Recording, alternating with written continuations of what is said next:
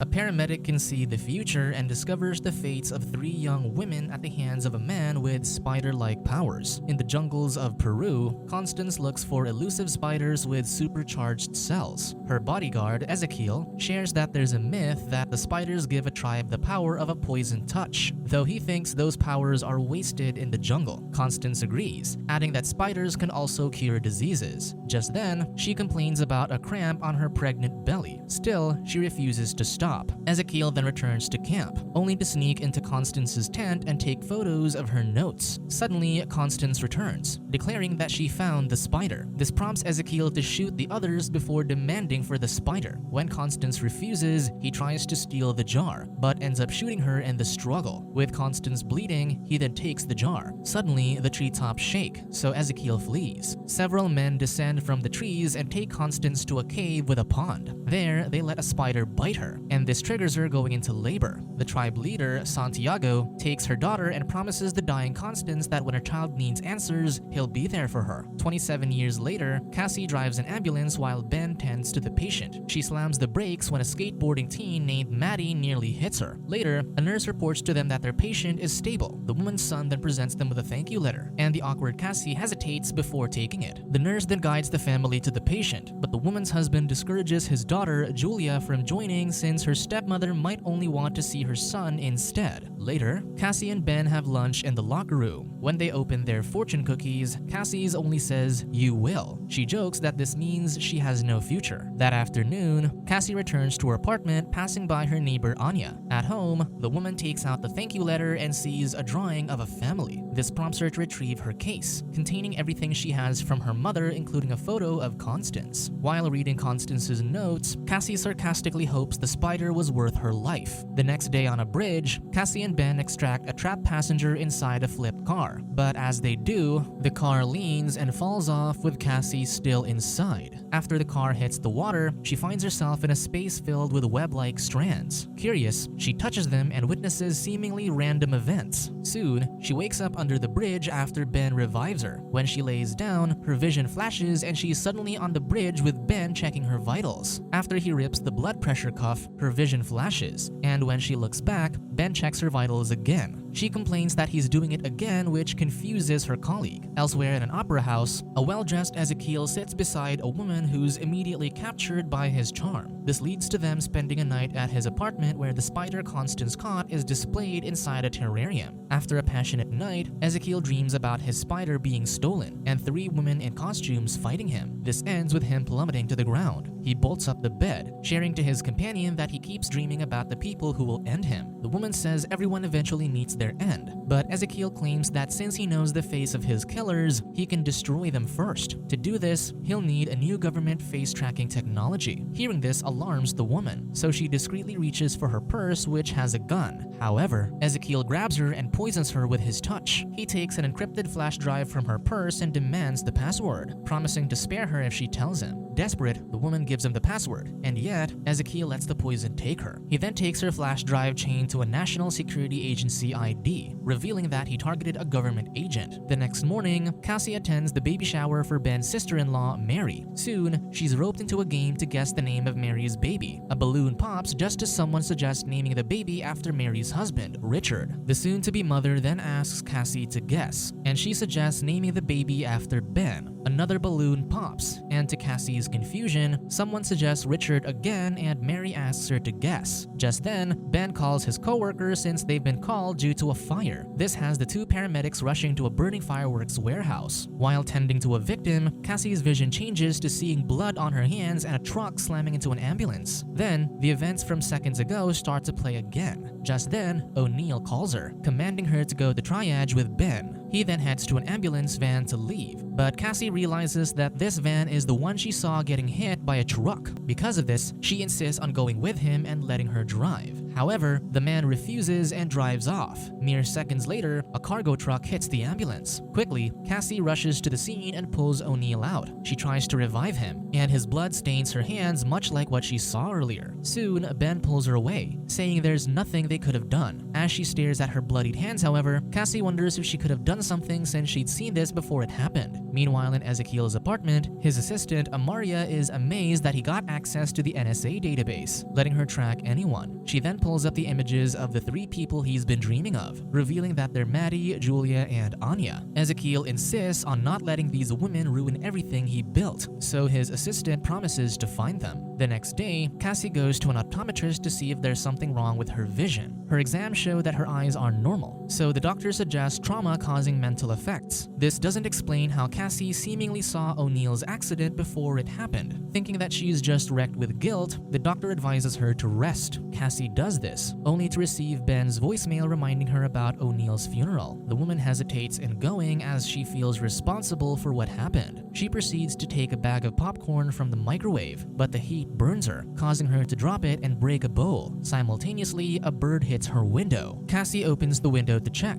but the fallen bird suddenly disappears. Her microwave beeps again as if time has reset. Still, she reminds herself that even if she sees the future, she can't change anything. Without thinking, she opens the window again, and this time the bird flies into and out of her apartment unharmed. Seeing the pigeon alive, she wonders if her premonitions can prevent tragedies. Determined, she takes a train to O'Neill's funeral. During this, Amaria realizes that all her targets are at the same station, so she alerts Ezekiel. Meanwhile, Cassie boards the train and removes her jacket. She jumps when another train screeches nearby, and the man in front of her comments that things are getting crazy. However, when she looks back at him, he's quietly playing on his phone. Cassie then sees Anya and gets a vision of Ezekiel slamming her down. When Cassie looks away, she realizes that she's still wearing her jacket. As she removes it again, Julia walks into the car, and Cassie gets a vision of Ezekiel slamming her against the ceiling. She also sees Maddie thrown off and she flinches, only to see that she's wearing her jacket again. Cassie mutters that she's going crazy, and the man playing on his phone comments that things are getting crazy, like what she heard him say before. Soon enough, Maddie slinks into the train. Frightened, Cassie tries to leave but spots Ezekiel approaching. Realizing that she has a chance to change their future, she decides to usher the 3 women to leave. The confused Julia and Anya leave, but Maddie refuses, so Cassie steals her skateboard to make her follow just before the doors close. The train leaves while Ezekiel looks back to Cassie, realizing that she got the women out.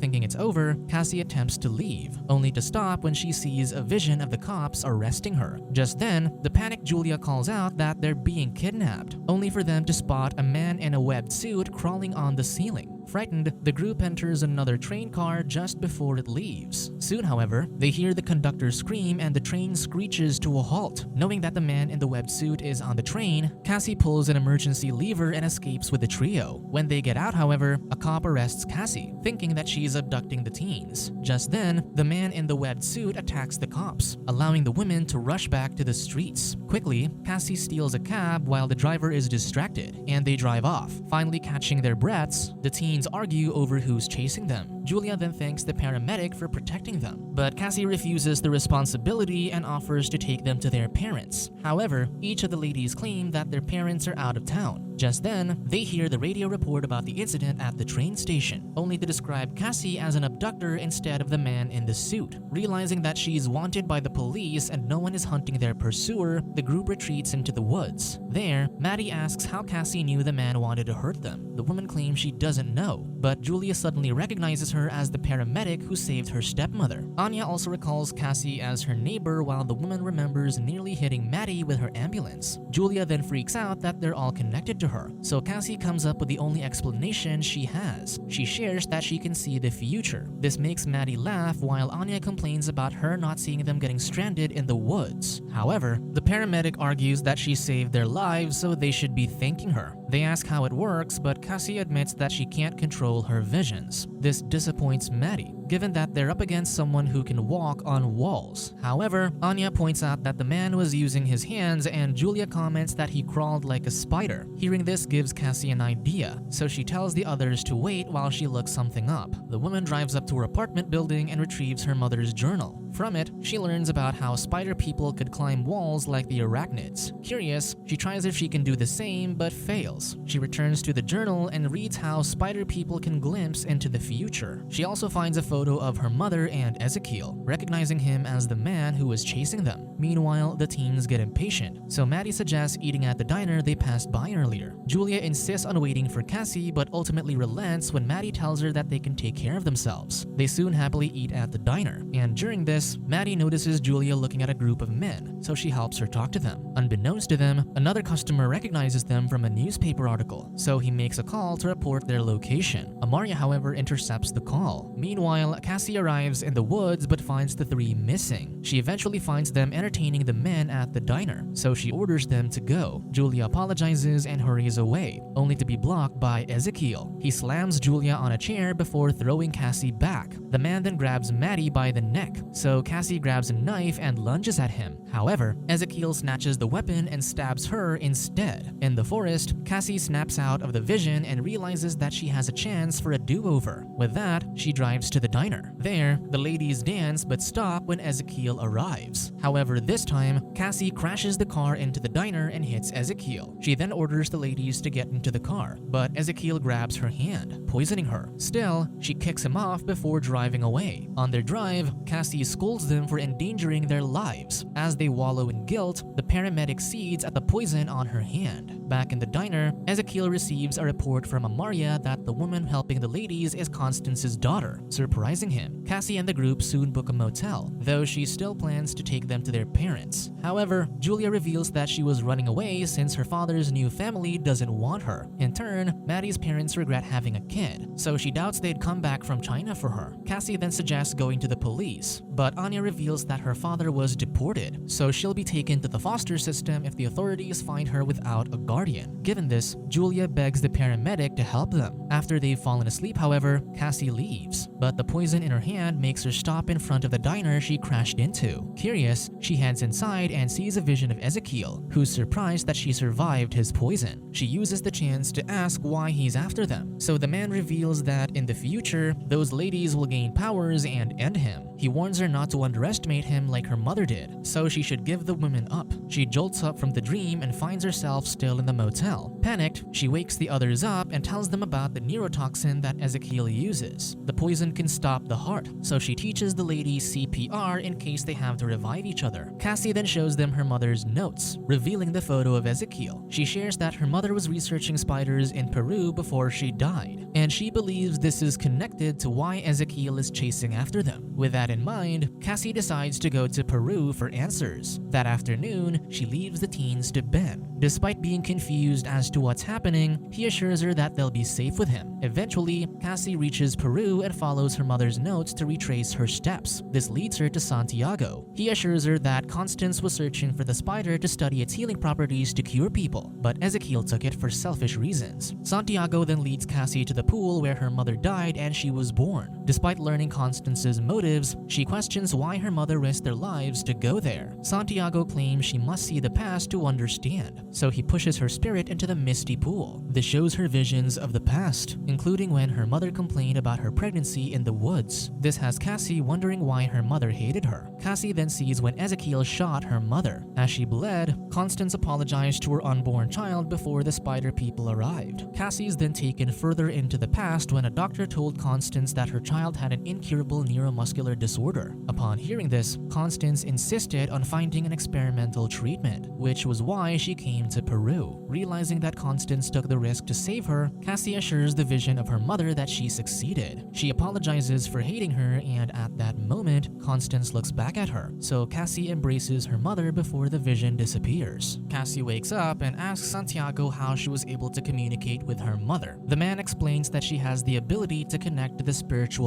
web, which will allow her to be in multiple places at once. This means that if she takes the responsibility, great power will be hers. That evening, Ben deals with the teens at home only to find that Mary is in labor. Since an ambulance will take time to arrive, Ben takes his sister-in-law and the teens to the hospital on his own. During the drive, a camera spots Maddie, allowing Amaria to locate them. Meanwhile, Cassie arrives at Ben's home but finds the place empty. She uses her precognition to find them, only to see them engulfed in an explosion. Just then, the ambulance Ben called arrives, so Cassie steals the vehicle and uses it to cut through traffic. Out in the city, Ezekiel spots Ben's car and orders Amaria to turn the traffic lights green to cause a collision. This forces Ben to weave through the confused drivers, and luckily, he manages to stop safely. However, Ezekiel arrives and prepares a bomb. Before he can detonate it, Cassie drives up a parking building and breaks through a billboard, leading her to crash against Ezekiel. She then turns the car away just as his bomb detonates. With Ezekiel down, Cassie gathers the teens into the ambulance and tells Ben to take Mary away. She then spots Ezekiel rising, so she drives off and lets him chase after them. As she drives, Cassie orders Anya to charge the defibrillator. At her command, Anya zaps the roof of the van just in time to electrocute Ezekiel. Ezekiel gets stunned, allowing Cassie to throw him off the vehicle. However, the engine stalls, so Cassie uses her precognition to see their options until she gets one where they're rescued by a helicopter. With this, she uses the ambulance radio to request airlift support. She then grabs flares and leads the group into the fireworks warehouse. Inside, she sees the helicopter pass by, so Cassie instructs the trio to put flares inside the crates. Soon, Ezekiel arrives, so they hide until the flares ignite the fireworks, throwing him off. Cassie then tells everyone to duck just as a rocket blows a wall open. This allows them to run up the roof where the chopper spots them. With fireworks destroying the place, Cassie grabs a piece of debris to shield the others while her powers give her clues as to where the next one will hit. Amidst this, Ezekiel emerges and corners Julia, so Cassie orders the woman to dodge and let a rocket zip towards their enemy. Ezekiel, however, deflects the rocket and hits the helicopter, making it crash. He then tackles Cassie, and when the others try to save her, he deflects their attacks, causing them to fall and hang on for dear life. With all of them in danger, Ezekiel taunts Cassie that she can't save them all. In response, the woman uses her power just as Santiago described, being in 3 places at the same time. This allows her to save all 3 ladies. Bewildered, Ezekiel punches her, but she scrambles up a walkway near the sign that she predicts will come apart. She lures him into getting pinned by falling debris. With him down, Cassie declares that the 3 women weren't his future, it was her. As if to prove this, the sign finally collapses, bringing the walkway and Ezekiel down. As he hits the ground, one of the letters falls on him, deciding his fate. Cassie then tries to escape, but the whole sign collapses toward the ocean and brings her down with it. Under the water, a rocket hits her face, causing her to lose consciousness. Luckily, Julia pulls her out. The group then works together to give her CPR, thus reviving the woman who just saved their lives. Sometime later in a hospital, Mary gives birth to a healthy child. In another room, Cassie recovers, but her eyes were injured by the rocket. Despite this, she's happy to have the 3 ladies at her side. Days later, a blind and wheelchair-bound Cassie welcomes the trio home. Julia asks how her vision is, and Cassie says that she can see even better now. She sees the 3's future as they fight crime using their spider powers. She also sees herself holding the mythical spider and joining them as they defend the city from those who threaten its future. Subscribe to watch more videos like this, turn on notifications and leave a like to help the channel out. Thank you for watching.